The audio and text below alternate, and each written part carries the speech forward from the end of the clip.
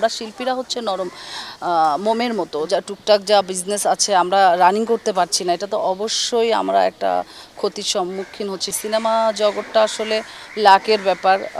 দেখা যায় যে অনেক ছবি রিলিজ হচ্ছে, ছবি হিট যায় না।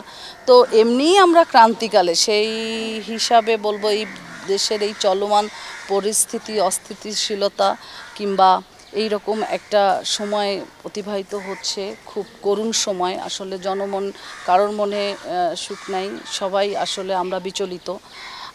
আমরা এক্ষেত্রে তো অবশ্যই একটা বিশাল প্রভাব আমাদের চলচ্চিত্র ইন্ডাস্ট্রির উপর পড়ছে।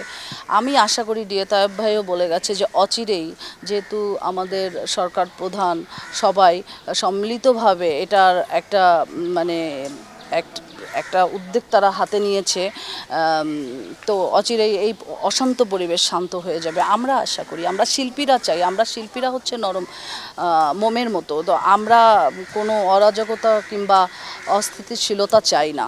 আমরা শান্ত পরিবেশ চাই, সুন্দর পরিবেশে আমরা সুন্দরভাবে নিঃশ্বাস নিতে চাই।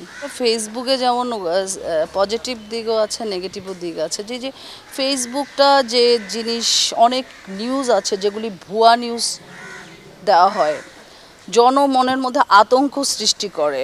যে কোনো মানুষকে ফেসবুকের মাধ্যম দিয়ে আমরা নিচে নামিয়ে দিচ্ছি।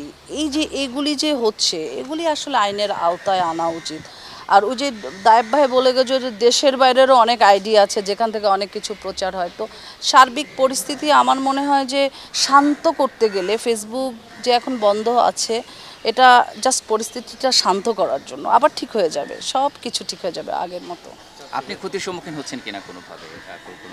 না, অবশ্যই তো, আমরা তো শিল্পী, আমরা কাজ করতে পারছি না, আমাদের যা টুকটাক যা বিজনেস আছে আমরা রানিং করতে পারছি না, এটা তো অবশ্যই আমরা একটা ক্ষতির সম্মুখীন হচ্ছি। সব থেকে বড় কথা হচ্ছে যে আমাদের যারা বাচ্চারা পড়ালেখা করে তাদের সামনে হচ্ছে কেউ ও লেভেল দিবে, কেউ এ লেভেল, এই যে তাদের পড়ালেখার ব্যাঘাত ঘটছে, এটা তো অনেক বড় ক্ষতির আসলে কারণ।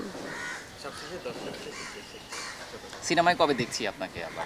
অচিরেই আপনারা দেখবেন, খুব শীঘ্রই দেখবেন। আমি সেভাবে এগিয়ে যাচ্ছি। আর দেশের জনগণের কথা বলবো যে আপনারা বাঙালি, আমরা আসলে এই মানচিত্রটাকে ভালোবাসি, বাংলাদেশকে ভালোবাসি। বাংলাদেশকে ভালোবাসলে আমরা আসলে কোনো প্রকার আর কি দেশের ক্ষতি করতে পারবো না। আমরা বাংলাদেশের কথা চিন্তা করি, একটু শান্ত থাকি, পরিস্থিতি সব স্বাভাবিক হয়ে যাবে। আর যে যে অবস্থান থাকেন না কেন, সবাই সবার পরিবারকে রক্ষা করেন। পরিবারের বাইরে আমরা কেউ না। আজকে পরিবারের একজন সদস্য হারালে সেই পরিবারের উপর সারা জীবনের একটি কষ্ট চলে আসে। তো আমরা যে যেখান থেকে পারি আমরা আমাদের পরিবারকে সেভ করি।